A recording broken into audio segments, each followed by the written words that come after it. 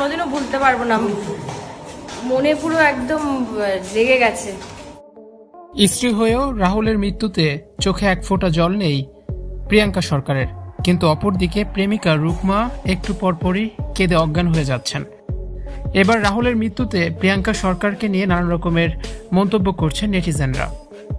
অভিনেতা রাহুল বন্দ্যোপাধ্যায়ের অকাল প্রয়াণে শোকস্তব্ধ গোটা টলিপাড়া, কিন্তু এই শোকের আবহেও সামাজিক যোগাযোগ মাধ্যমে শুরু হয়েছে নতুন এক বিতর্ক।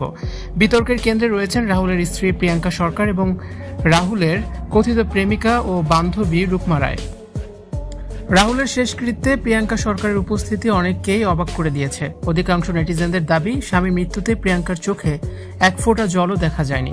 তার হাঁটা চলা বা অভিব্যক্তি শোকের লেশমাত্র নেই বলে অভিযোগ তুলেছেন অনেকেই। কেউ কেউ মন্তব্য করেছেন, প্রিয়াঙ্কাকে দেখে মনেই হচ্ছে না তার স্বামী মারা গেছেন, যেন পাড়ার কোনো সাধারণ মানুষের মরদেহ দেখতে এসেছেন। অনেকে আবার প্রিয়াঙ্কাকে স্ত্রী নামের কলঙ্ক বলেও তীব্র আক্রমণ করতেও ছাড়েননি। তাদের মতে, একজন জীবনসঙ্গীর বিদায়ে যে হাহাকার থাকা উচিত, প্রিয়াঙ্কার মধ্যে তা সম্পূর্ণ অনুপস্থিত। অন্যদিকে রাহুলের প্রেমিকা রুকমা রায়ের অবস্থা ছিল সম্পূর্ণই ভিন্ন। রাহুলের মৃত্যুর খবর শোনার পর থেকেই নিজেকে সামলাতে পারেননি রুকমা রায়। মরদেহ পৌঁছানোর পর থেকে বারবার হাউমাউ করে কাঁদতে দেখা যায় তাকে। রুকমার এই ভেঙে পড়া দেখে নেটিজেনরা বলছেন, স্ত্রীর চেয়েও যেন প্রেমিকার শোক এখানে বেশি জোরালো। যদিও নেটিজেনদের বড় একটি অংশ প্রিয়াঙ্কার সমালোচনা করেছেন, তবে অনেকেই আবার তার পাশে দাঁড়িয়েছেন।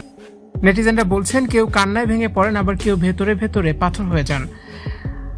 আবার রাহুলের সঙ্গে প্রিয়াঙ্কার ব্যক্তিগত সম্পর্ক খুব বেশি ভালো ছিল না, তাদের সম্পর্কে টানাপোড়েন ছিল।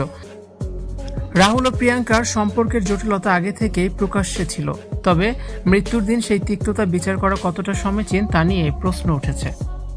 ভিউয়ার্স, স্বামীর জন্য যে প্রিয়াঙ্কার চোখে এক ফোঁটা জল নেই, কিন্তু রুকমা যে বারবার কেঁদে অজ্ঞান হয়ে যাচ্ছেন, এটা নিয়ে আপনাদের কি মতামত?